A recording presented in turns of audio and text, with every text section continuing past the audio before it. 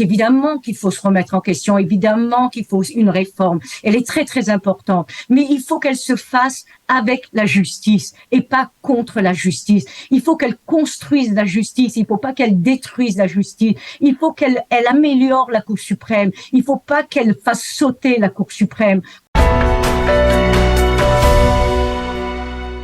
Et comme je le disais, alors nous allons passer sans transition avec à Dr Marilyn Smadja. Marilyn, bonjour, Boker Tov, vous êtes avec nous. Shavuot Tov, Daniel. Justement, avec une bonne transition. Voilà, en bonne transition, oui. On passe de Jérusalem à Tel Aviv. Voilà. Et à Jonathan Alexandre. Je pense que c'est une bonne transition. Voilà, alors on passe de Jonathan à Jérusalem à vous, à Tel Aviv. Je rappelle à nos auditeurs qui ne le savent pas encore que vous faites partie, il faut le souligner, du Forum des femmes de Gideon Sa'ar, du parti de Gideon Sa'ar, et vous êtes aussi la cofondatrice, mais ça tout le monde le sait, de Women Wage Peace. Et vous étiez bien entendu hier à Tel Aviv. Alors, je vais commencer par un petit détail peut-être un petit peu plus personnel. Je vous ai vu en photo avec Eldad Shraga, qui est le président de l'association pour un pouvoir plus intègre. Et lorsque Eldad Shraga, à la tribune de la manifestation, dit qu'il veut demander au président de l'État, dont on parlait tout à l'heure avec Jonathan, qu'il doit déclarer Binyamin Netanyahou inapte à gouverner, c'est quoi? C'est un jeu? C'est une plaisanterie? Non, d'abord, écoutez, les organisateurs, Shraga faisait partie, donc cet avocat à la tête de cette association, de ce mouvement, faisait partie des organisateurs. Moi, je ne suis pas organisatrice, j'étais avec les organisateurs. Et il y a des tendances. Il y avait 80 000 personnes à 100 000 personnes hier, 80 000 personnes selon la police, 100 000 et plus peut-être selon les rapports des organisateurs. Bon, de toutes les manières, il y avait même pas de quoi mettre une épingle hier tellement il y avait de monde.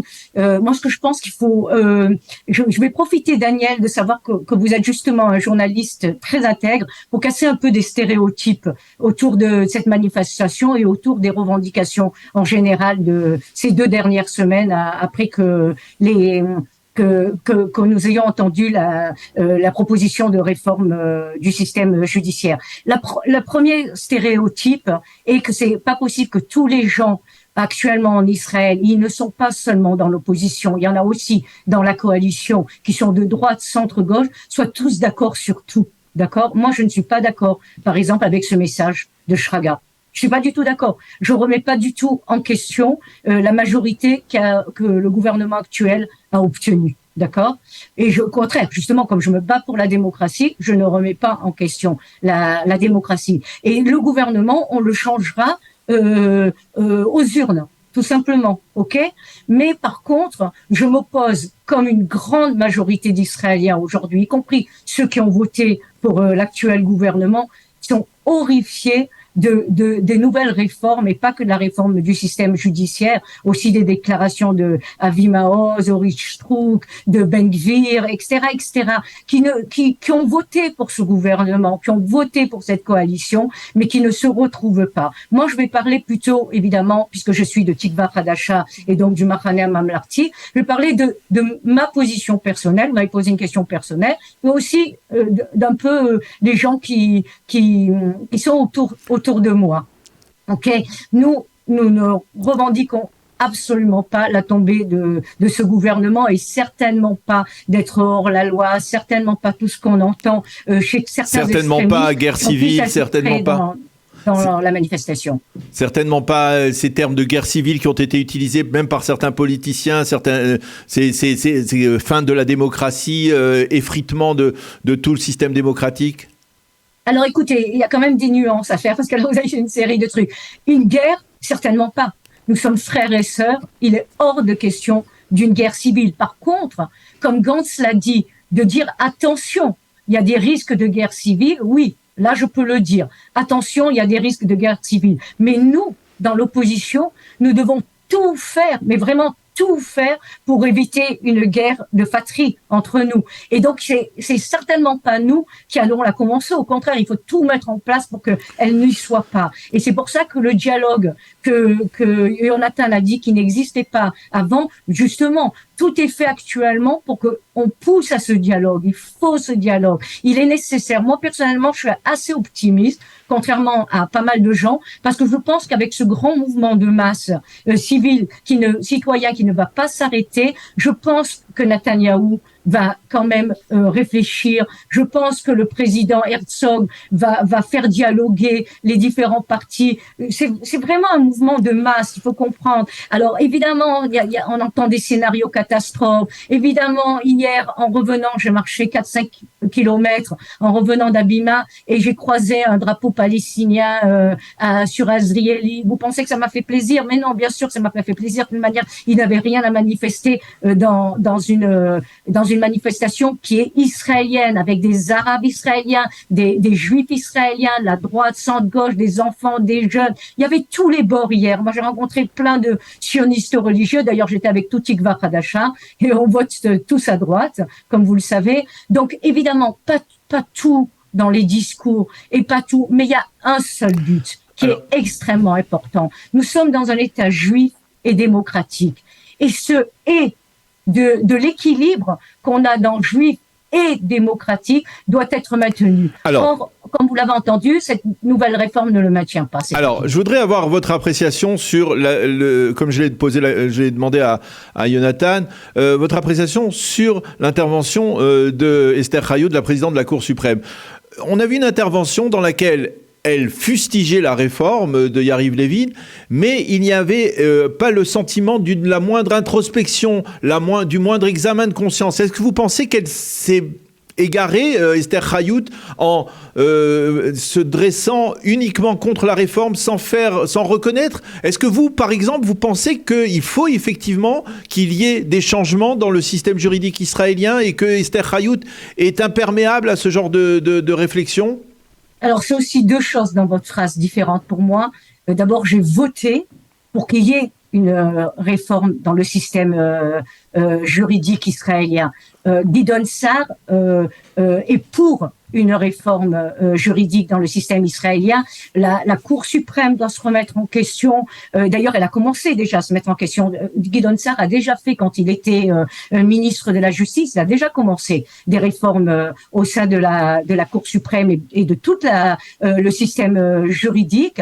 Donc, évidemment qu'il faut se remettre en question. Évidemment qu'il faut une réforme. Elle est très, très importante. Mais il faut qu'elle se fasse avec la justice et pas contre la justice. Il faut qu'elle construise la justice. Il faut pas qu'elle détruise la justice. Il faut qu'elle améliore la Cour suprême. Il faut pas qu'elle fasse sauter la Cour suprême, comme on l'entend tout le temps parmi le gouvernement actuel et les gens qui disent qu'ils ont un gouvernement de droite complète. Qu'est-ce que ça veut dire, un gouvernement de droite complète qui veut faire sauter une Cour suprême?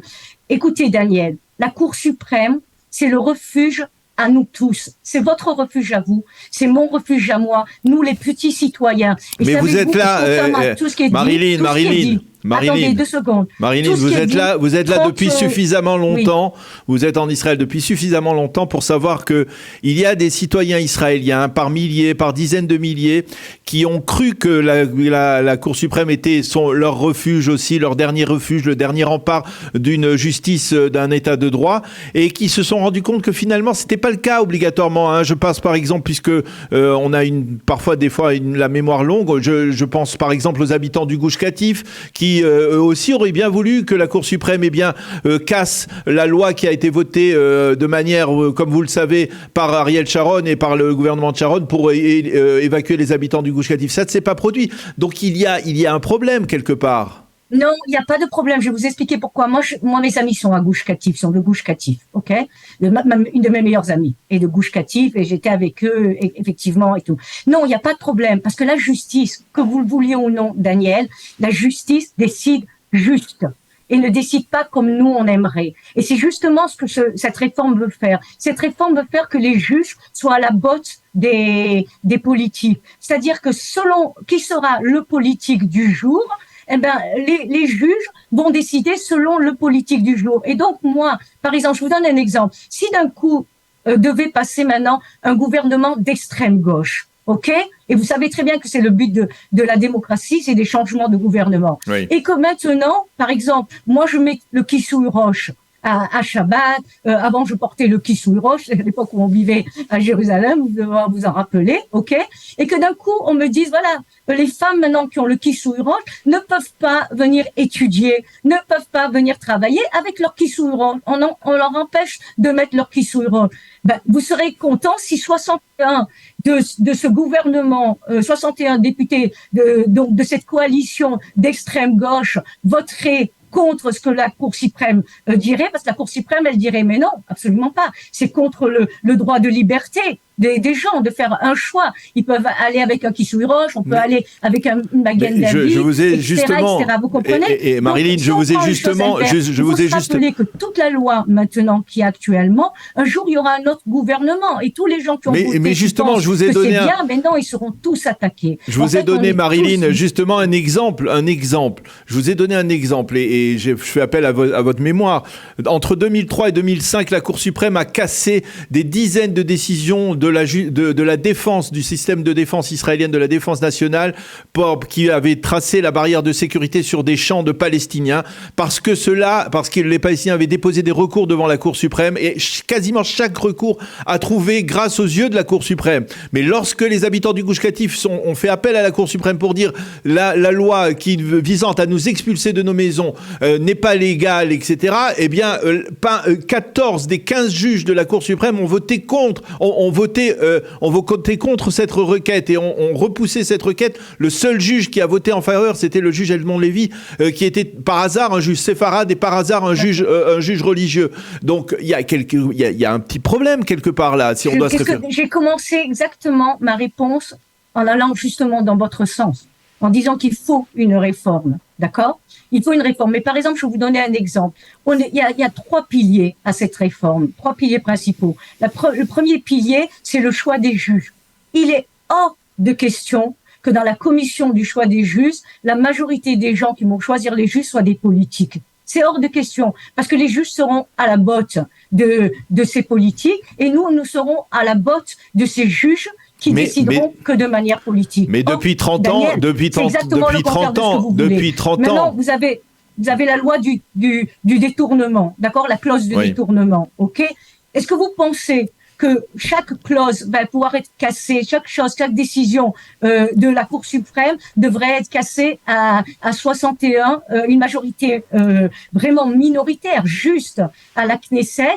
Et par contre, ce que Guidon Sarr dit, c'est qu'il faut qu'il y ait une majorité à la Cour suprême pour prendre une décision et une majorité dans le pouvoir donc législatif et dans le pouvoir exécutif. Donc en fait, on n'est pas contre une réforme, on est d'accord dans ce que vous dites. Et mieux que ça, je peux vous dire que moi aussi, j'ai vu des décisions de la Cour suprême où j'étais pas du tout d'accord. Mais encore une fois, il faut voir, la Cour suprême a fait des erreurs, la Cour suprême se remet en question, la Cour suprême doit se remettre en question. Vous m'avez parlé du discours.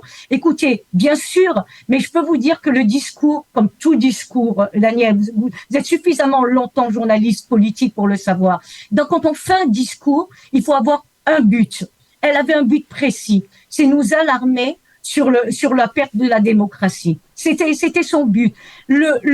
Sur la remise en question de la Cour suprême, croyez-moi, elle a déjà entendu, même avec le ministre de la Justice précédent, parce que la première chose que Guidon Sarr a dit quand il est rentré en fonction, et donc Esther Chayout était aussi en fonction, il a dit « Je vais réformer le système juridique, mais avec la justice ». C'est une grande différence, Daniel, et j'espère que vous la comprenez. Eh bien, on essaye de la comprendre, effectivement. On va essayer de comprendre tout cela. Mais effectivement, le dialogue, il est incontestable, il est incontournable dans ce genre de situation. Le dialogue pour essayer de mieux faire passer ce genre de réforme, il est incontournable. En tout cas, on peut déjà se satisfaire du fait que la manifestation d'hier s'est déroulée sans incident notable avec ses 80 000 participants. En tout cas, merci beaucoup, Marilyn. Merci. Et merci de votre écoute et merci d'ouvrir le dialogue. Moi, je fais appel à tous les Franco israélienne. Si vous me permettez juste un mot, ok? Oui. Parce que vous savez combien il est important de rassembler. Et vous savez combien je suis aussi Il nous reste sioniste une que minute. vous et j'aime autant Israël que vous. Depuis plus de 40 ans, nous sommes en Israël, autant l'un que l'autre, ok? Je fais juste un appel à la communauté franco-israélienne qui nous attend. Soyez tolérants, discutez. Les réseaux sociaux, ne répondez pas tout de suite à tout directement. Vraiment, faites attention, dialoguez. C'est très important. On n'est pas obligé d'être d'accord sur tout. Moi, je n'étais pas d'accord avec tout ce qui a été dit hier. Eh bien, mais j'y étais pour un but. Pour le pays, pour la démocratie, pour un État juif et démocratique. Merci Daniel de votre écoute. merci à vous Marilyn. Bonne journée, Shavuot Tov, à bientôt. À bientôt, Shavuot Tov.